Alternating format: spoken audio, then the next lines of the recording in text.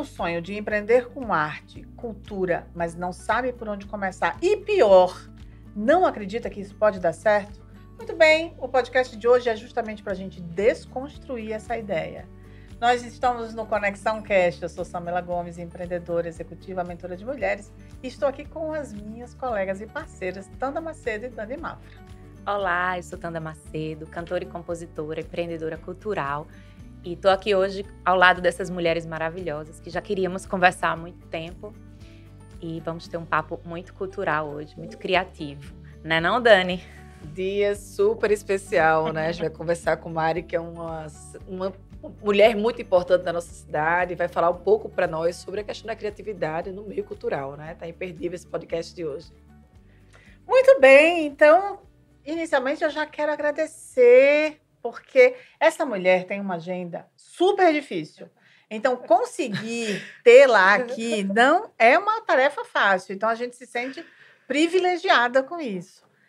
Mari, muito obrigada por você ter aceito, muito obrigada pelo seu tempo, pela sua disponibilidade de estar aqui, compartilhando com todas as mulheres que nos assistem, as pessoas que nos assistem, e se inspirando para ter possibilidades de empreender no campo cultural.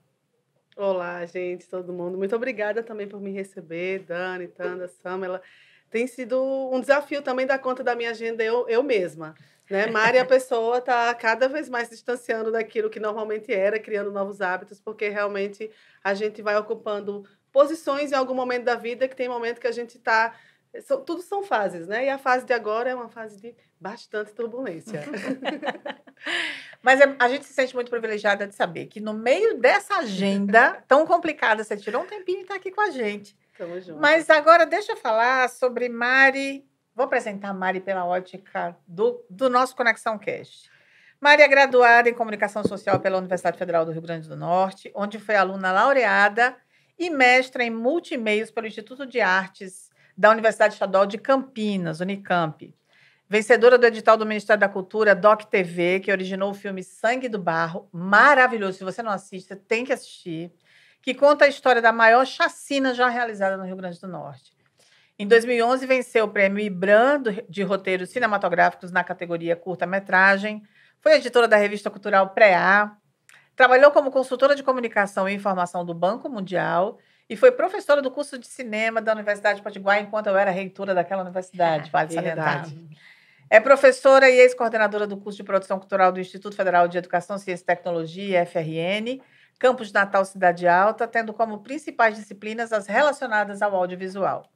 Foi coordenadora, Foi coordenadora de informação e chefe de gabinete da Secretaria Nacional de Promoção dos Direitos da Pessoa com Deficiência, da Presidência da República em 2015 e 2016. Em cooperação técnica com o Instituto Federal de Brasília, ajudou na implantação dos cursos técnicos em produção de áudio e vídeo. Foi coordenadora da Cinemateca Potiguar, projeto de extensão do IFRN Cidade. Foi criadora e coordenadora da Cinemateca Potiguar e coordenou também o Cine Poti. É roteirista, produtora, diretora de filmes publicitários, educacionais, institucionais, políticos e autorais e atua na preservação, memória e difusão do audiovisual potiguar. Atualmente, ocupa o cargo de secretária extraordinária de Cultura do Rio Grande do Norte, que faz com que a sua agenda seja isso tudo que a gente falou aqui. Seja bem-vinda e a gente quer começar, que é um bate-papo super descontraído. Eu gostaria de começar perguntando para você como é que é a história de uma mulher que decide fazer a sua carreira e a sua vida a partir desse caminho da arte e, em especial, da produção audiovisual. A gente já tinha até batido um papo antes, falando sobre como essa linguagem nos constitui, nos funda, nos forma, né? E atravessa e constitui também a nossa vida e a lente que a gente tem sobre o mundo. E como é que essa lente produziu esta mulher com essa carreira? Eu acho que foi algo construído ao longo da vida que não necessariamente estava lá no começo, por exemplo, na fase da escola. A gente estava até conversando antes, a Dani estava trazendo que a escola não forma violinistas, né? E na escola eu já gostava de fazer, eu fazia coisas na área do teatro, ajudava em tudo que era da arte e cultura, mas na hora de escolher a profissão, primeiro eu pensei em letras, que eu gostava de inglês, e talvez até jornalismo, e meu pai, não, é direito. É direito, você estuda na auxiliadora. Pô, se não for para fazer direito, então por que investir nisso tudo até aqui? Aí eu fiz o vestibular para direito na UNP e na Federal Jornalismo, porque eu gostava de jornalismo, acabei passando nas dois. Nesse intervalo, o meu pai morreu. E o que, obviamente, é a maior dor que eu senti na minha vida até agora, mas na época eu lembro, na primeira semana de aula de Direito, eu falei, não vai rolar, não era por mim. E aí, conversei com a manhinha, e nós somos 6 filhos em casa, eu sou a 5ª filha, e o direito veio desde a primeira, né? O direito, né? E é direito, então eu era a última, a pressão ali era realmente para acontecer. E ali aí eu fui para estudar letras, depois acabei fazendo reopção para jornalismo, e gostando de fazer coisas mais nessa parte de arte, cultura, mas com esse receio mesmo, olhar a responsabilidade também, né? Se está indo por lugares perigosos, que pode não ser que realize sonhos, que não vai ter como conseguir ganhar dinheiro suficiente. E fui para o jornalismo, acabei, né, trabalhando. Comecei, inclusive, o meu primeiro lugar foi na Band, que era exatamente Max, no jornalismo, me convidou, depois fui para a TV Ponta Negra, e lá as minhas matérias eram bem grandes. E aí o pessoal começou a me chamar de Marilenda. E aí eu percebi que era documentário o que eu queria. E aí fui fazendo esse recorte, também me percebendo o que poderia ser um defeito de a matéria precisa ter 1 minuto e 10 e você faz matéria de 3 minutos. E aí, às vezes, não adianta a gente querer mudar o sistema. A gente tem que se observar ao invés de ficar brigando com ele. Obviamente, que eu acabava me adequando, mas para fazer aquilo que eu queria, eu entendi que era documentário, fui buscar produtoras para poder começar essa experiência, e por aí foi. E aí o documentário me fez me aproximar de outras expressões artísticas no registrar.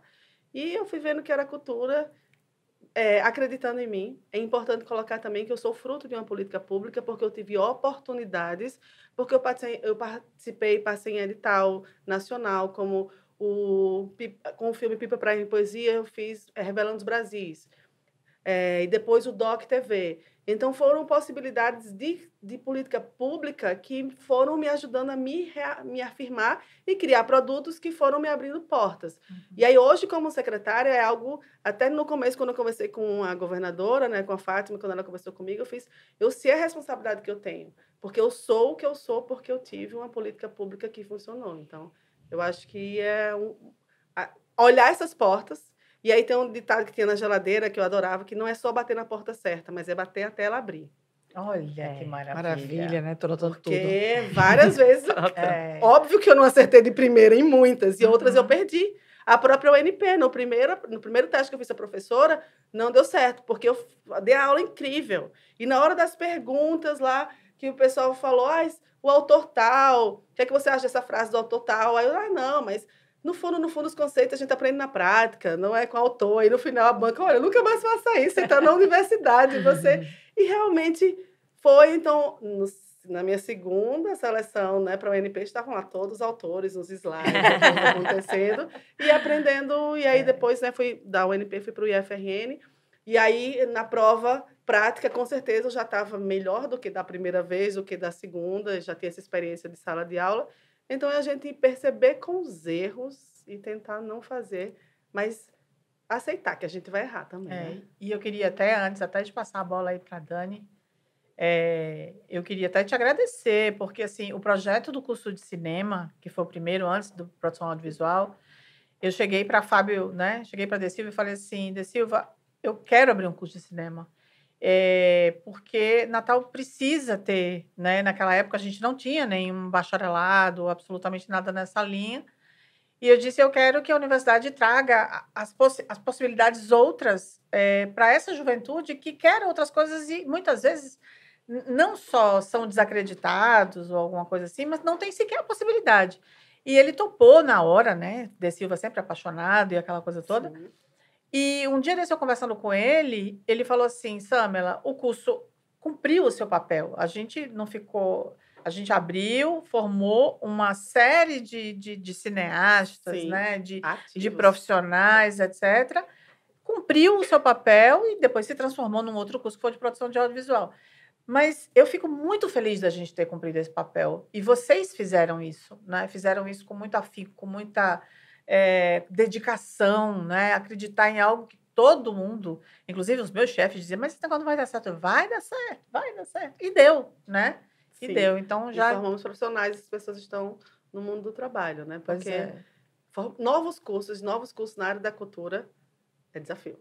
Essa mulher, nessa perspectiva que eu ia dizer, assim, com certeza a instituição, sob sua liderança, a liderança de uma mulher, né, essa sensibilidade de pensar isso há um tempo atrás, tem provocado resultados na cidade agora, não é, Mari? Eu queria que você dissesse assim, qual é o time atual do audiovisual da nossa cidade, o que você percebe aí como oportunidades.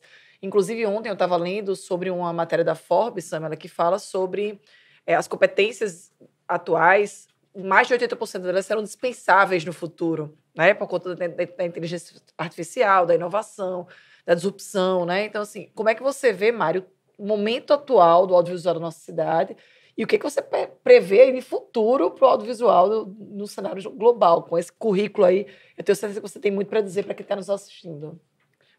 Eu tenho 47 anos de idade e aí eu comecei no audiovisual com 18, 19. Foi quando, inclusive, eu reencontrei Fábio de Silva, porque eu fazia trabalhos de modelo e fazia comerciais em produtoras de vídeo. E o que eu comecei a acompanhar ali já bastidores, valor de cachê, estrutura, equipamento. Não víamos muitas mulheres técnicas, porque a gente estava falando de câmeras pesadas, de equipamentos pesados. E fui gostando daquele Universo, mundo. Né?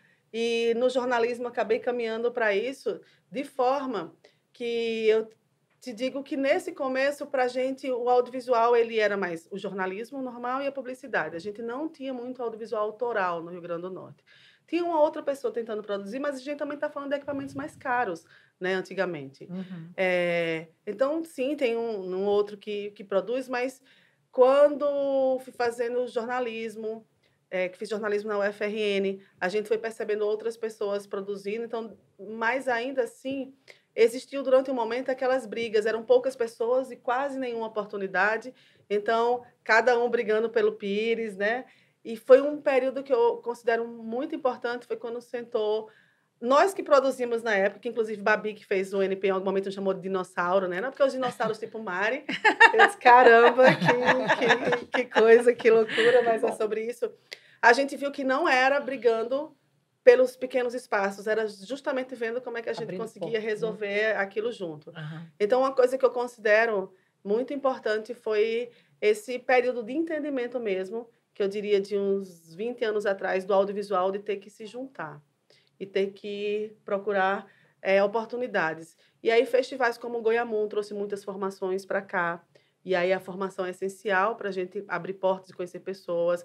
Na época, também, pela Fundação José Augusto, tinha uns cursos que a gente trazia, que a gente realizou através do Núcleo de Produção Digital, que foram 10 cursos de final de semana ou de uma semana, mas que ali já fazia com que um contato acontecesse e a gente foi se organizando melhor.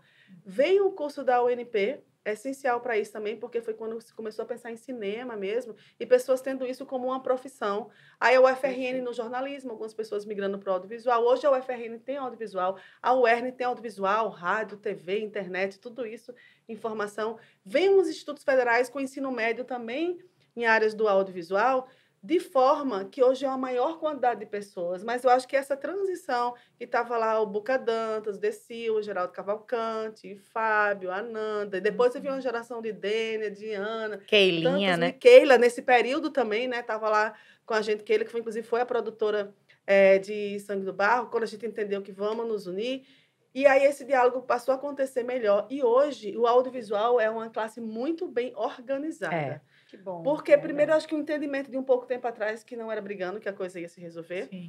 Depois, essas pessoas que foram se formando e foram colocando que, sim, eles queriam ser aqueles profissionais para os quais eles se formaram. Eles não queriam fazer isso nas horas vagas.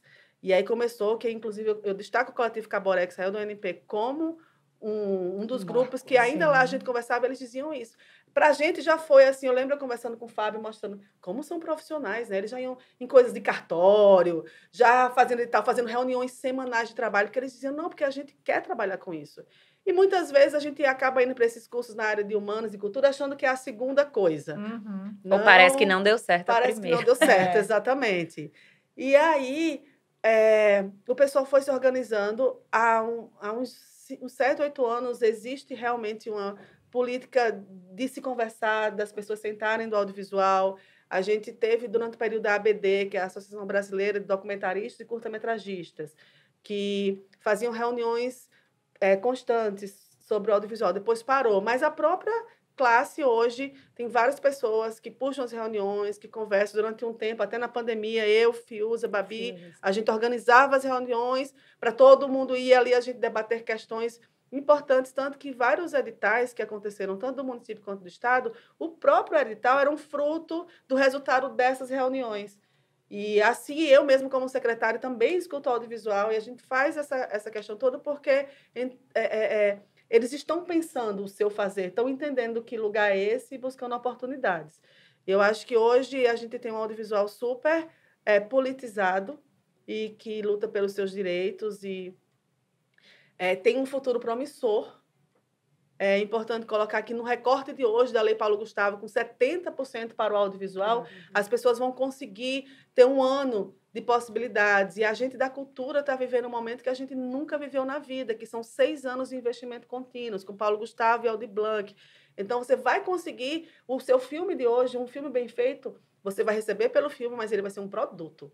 Depois de pronto, depois que acabou o dinheiro do edital que você recebeu, você vai vender para uma TV, você vai vender para um festival. Então, isso ainda vai render muita coisa. E aí, quando a gente está falando de 28 milhões para o audiovisual, né? Aqui no Rio Grande do Norte, então, isso vai gerar coisas acontecendo. Isso está acontecendo em todo o país. Também a concorrência não está fácil, porque aí também o que está investindo aqui está acontecendo em todo lugar.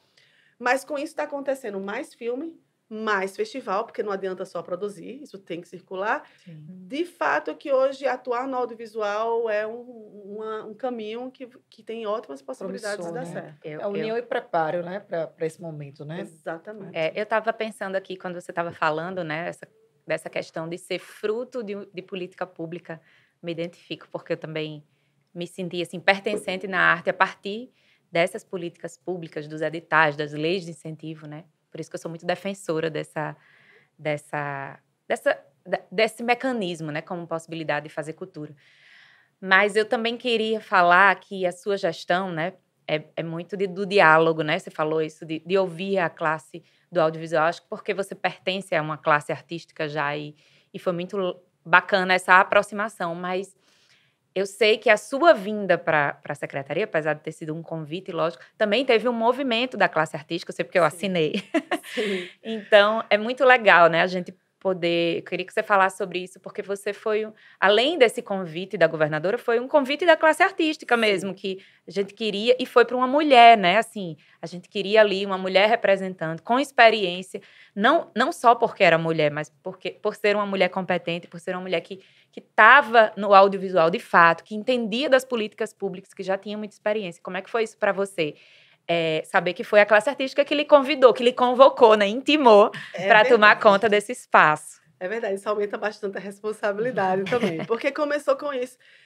Começou um movimento, daí as pessoas começaram a me ligar, tá rolando um abaixo-assinado para você ir, né, para a Fundação José Augusto. Até então não existia nem a questão da secretaria, né, para a Fundação José Augusto. Sim. O que é que você acha?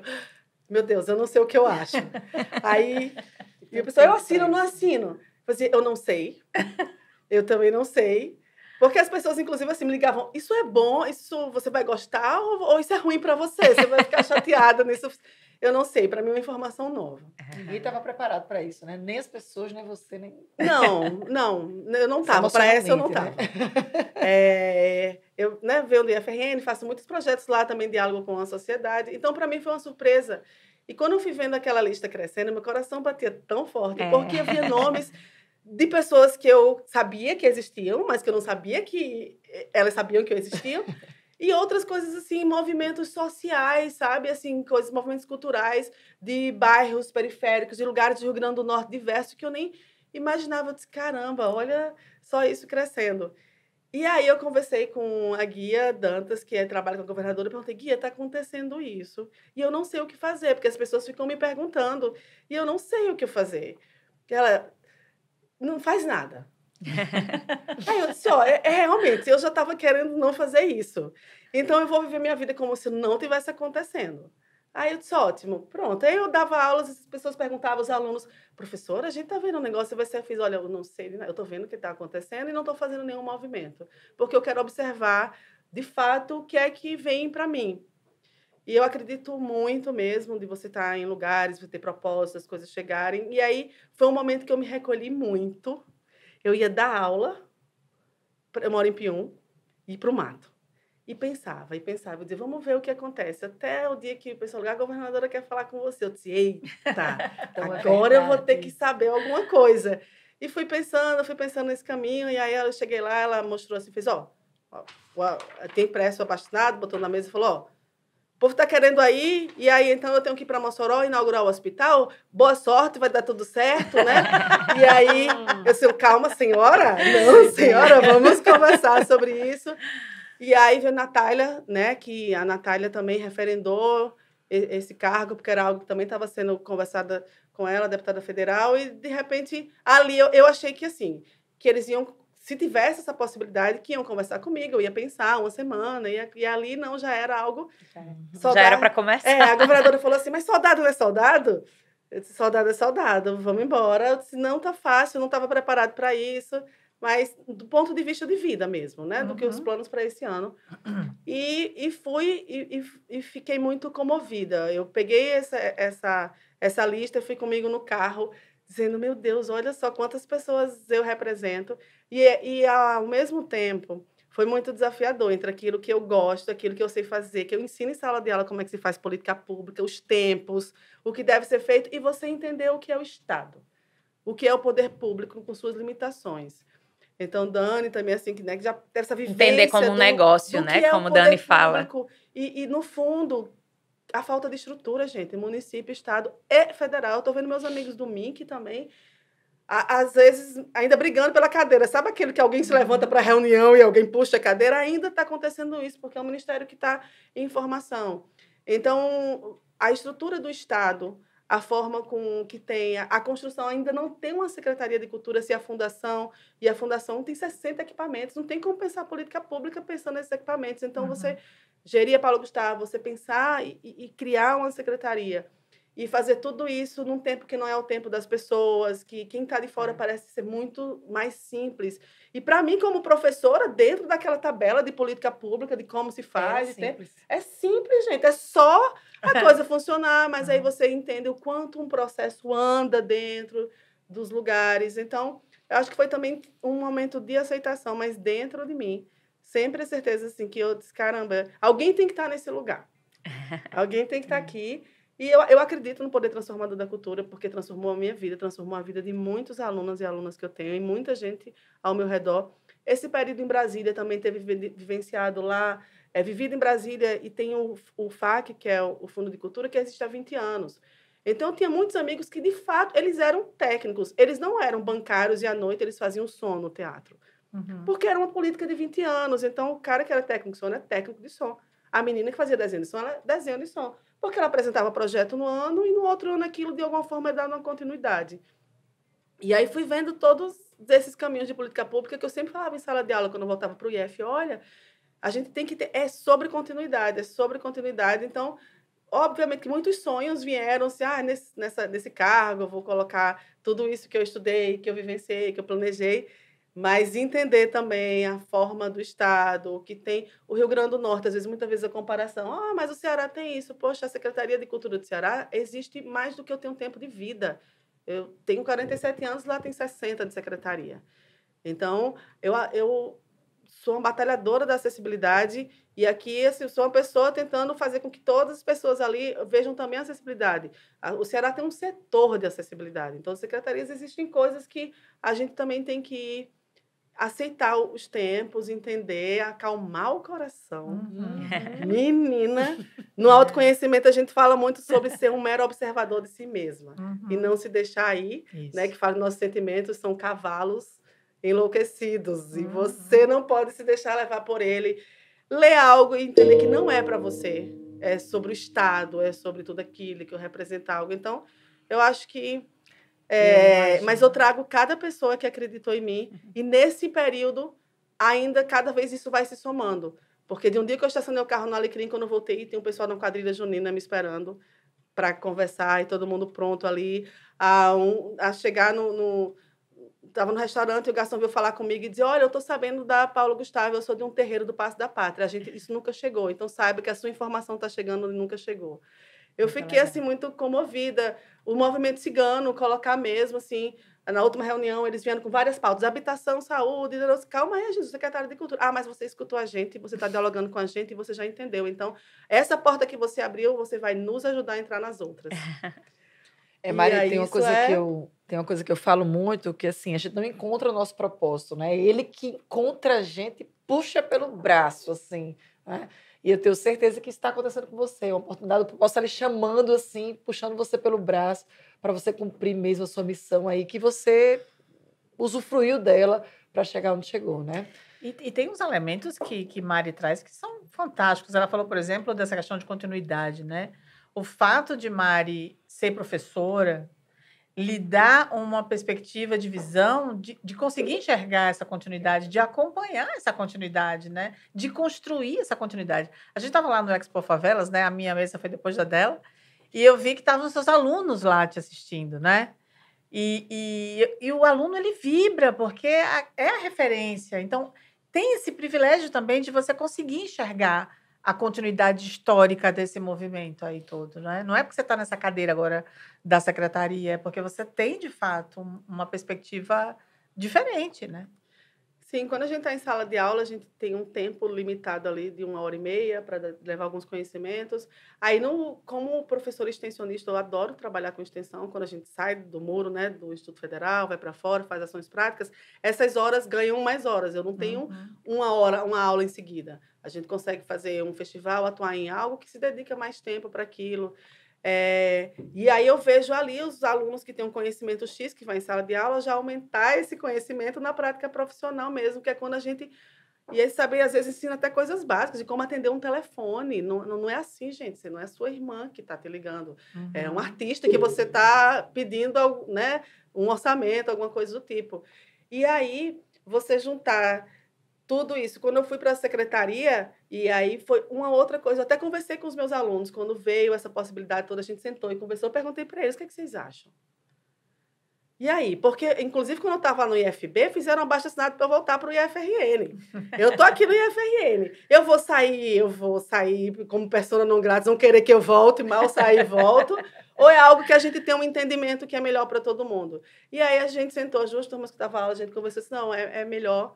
Eu acho que é importante, porque essa oportunidade que você faz aqui vai se estender lá fora com esse olhar já extensionista e você vai estar num cargo que possibilita que isso aconteça. E aí, quando eu fui conversar, inclusive, com a minha mãe, porque essa coisa de assumir cargos como esse, né, que vem uma responsabilidade, inclusive civil, muito grande. O problema não é ser gestor, o problema é quando você deixa de ser gestor e você perde a estrutura do Estado, de advogado e tudo, para te defender. Em até 5 anos, um oficial de justiça pode chegar na sua casa por qualquer questão ali que vai precisar se explicar. E aí, né, falando com a mãe isso, que ela sempre dizia, ai, pra que tu vai se meter nisso? Você é professora, tá tudo bem, você gosta do IF. E aí, dessa vez que eu não fui falar, ela fez, eu sinto que é o seu momento agora, vai dar tudo certo. E eu fui com o argumento também, pelos meus alunos, por portas também que eu quero ajudar a abrir, porque muitas vezes a gente também vê formar e quando acaba isso, você não consegue ser absorvido, como é que isso tudo acontece. Então, é por cada pessoa que acreditou, pelos meus alunos e alunas, por mim mesma, porque é importante que a gente tenha realização, porque sem estar sentindo essa realização naqueles dias de trevas, porque tem dia, assim, de voltar, saindo da rampa 3 horas da manhã, e aí as pessoas ainda acharem, é normal, isso é coisa... não funciona, isso aqui não trabalha, e você, gente, cada um sabe a dor e o prazer de ser o que é. Então, só tendo muito acreditando mesmo que estou no lugar certo para poder passar por isso. E estou feliz, que eu acho que a gente está conseguindo realizar passos e contribuições importantes serão feitas. Eu queria saber, a gente tem não tem muito tempo, né? Mas se é o primeiro ou é o segundo já?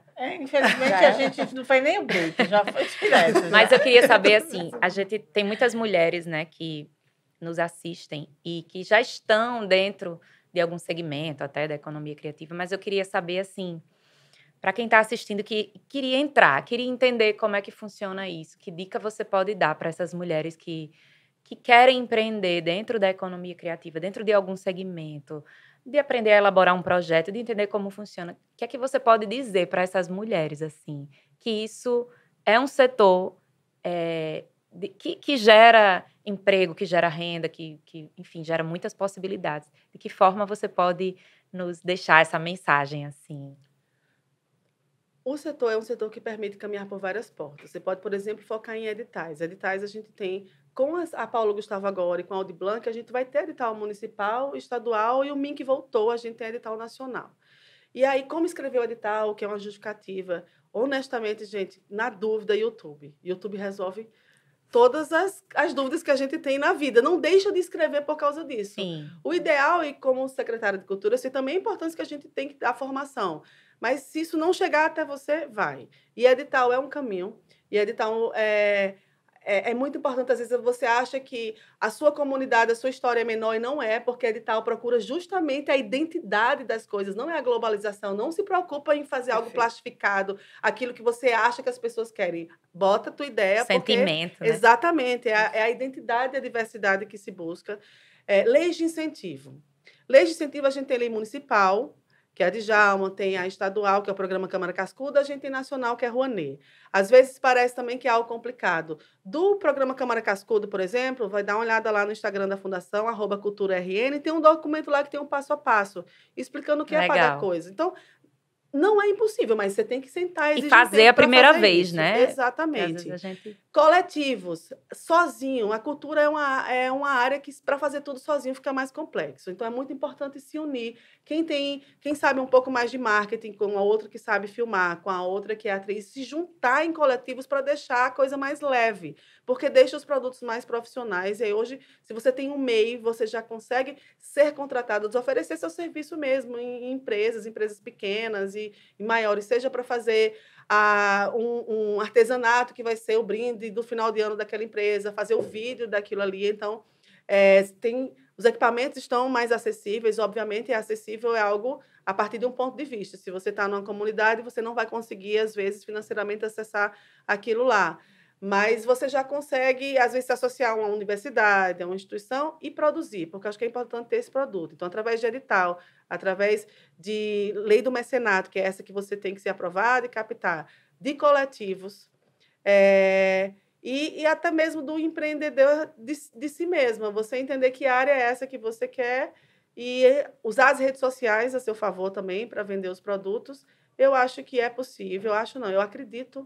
E estou vendo que a cultura ela é transformadora, ela é economia criativa. A gente tem que lembrar que cultura não é só artista, existem vários técnicos e técnicas para fazer com que isso aconteça. Então, é uma gama de profissionais que tem um mundo do trabalho, que tem um mercado e que as pessoas deveriam buscar e tentar verdadeiramente. Para a gente encerrar, eu vou pedir para as meninas agora para o nosso momento de conexão, né? Eu quero que a gente possa dizer uma única dica, não que dica é barato, Tanda, né? Uma orientação, né? Tanda, né? O que a gente tire agora de mensagem fundamental que Mari nos passou, assim, qual a última mensagem que você deixa da nossa fala, da nossa convidada tão especial? É uma palavra, uma frase? Uma frase, uma pequena frase. Eu acho que essa coisa da inspiração, do pertencimento, sabe? Da gente entender o que a gente quer dentro da arte, ou dentro da economia criativa e seguir, né? E não ter medo. Pegar um edital desse, ler de cabo a rabo, começar a escrever. O primeiro parece que é difícil, mas assim, eu que trabalho também com cultura, a gente tem que fazer o primeiro, mesmo que não fique tão bom, porque as coisas vão se aperfeiçoando com o tempo. Acho que é isso. Né? Faz, vai lá e faz. Samila, qual foi a conexão que destacou aí para você? Acho que da história, da historicidade nossa, né? Acho que quando a gente... os caminhos que, como você falou, né? O propósito que nos pega, os caminhos que nos descobrem, que nos colocam nele, que a gente não desista desse caminho, né? Quando a gente se entende pertencente a ele. É buscar as portas até que elas abram, é persistir, é entender, é estudar, é se comprometer, porque desistir do caminho, quando ele de fato é pertencente, é desistir de si mesmo. Então, acho que para mim ficou isso. Será que a gente entendeu? Eu, como sou secretária também, Mari, eu acho que é estar pronto. Você falou uma coisa que você estava pronto quando a oportunidade chegou, né? Então, assim, para mim isso foi o que mais me marcou da sua fala, né? Dado tudo que a gente conversou aqui. A gente queria agradecer muito a sua presença, né? Dizer que foi uma honra para mim, especialmente, eu certeza para as meninas, para quem assistir, vai ser uma oportunidade única de ver você falando com tanto amor do que você faz. Muito obrigada. Estou emocionada porque é sobre conexão mesmo, é sobre mulheres, porque existe o afeto o olhar, o torcer junto, então, que é algo muito importante, que somos mulheres dessa geração, aquilo de que mulher compete com mulher, isso é completamente old fashion, isso já ficou, isso é, Exatamente. né, isso não existe e é importante estar num lugar que eu sinto exatamente isso, então, eu senti e me emocionei muitas vezes, várias vezes, e essa história se constrói em coletivo, então, muito obrigada. Que bom. Obrigada. Tanda quer agradecer os patrocinadores, Tanda. E dos patrocinadores.